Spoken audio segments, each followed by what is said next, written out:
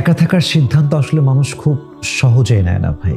আসলে এই পৃথিবীতে nobody wants to survive alone. এই পৃথিবীতে আসলে একা কেউ থাকতে চায় না, পৃথিবীতে একা কেউ বাঁচতে চায় না, সবাই সঙ্গী চায়। কিন্তু মানুষ যখন দেখে যে আমার সবচেয়ে কাছের মানুষ, আমার আমার সবচেয়ে আপন মানুষ, আমার সবচেয়ে প্রিয় মানুষটা হচ্ছে মিথ্যাবাদী, প্রতারক, বেঈমান, তখন মানুষ আসলে এটা চিন্তা করতে বাধ্য হয় যে ঝুটে ইনসান কে সাথ জিনে সে বেহতর তো ইয়ে হে কে मैं अकेला ही मर जाऊं। আমি একা বাঁচবো, একা মরবো, তবু বেঈমানের সঙ্গে আমি থাকবো না। এটা মানুষ চিন্তা করতে বাধ্য হয় সময় সাপেক্ষে। এবং সত্য কথা কি জানেন যে সঙ্গী যদি আপনাকে স্বস্তি না দেয়, সেই সঙ্গী দিয়ে আপনি কি করবেন?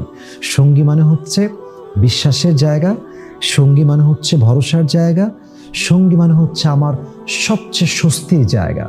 তো সেই সঙ্গী যদি বেঈমান হয়, তবে সেই সঙ্গীর সঙ্গে বাঁচার চাইতে আজীবন একা বাঁচা উত্তম, একা মরাই উত্তম।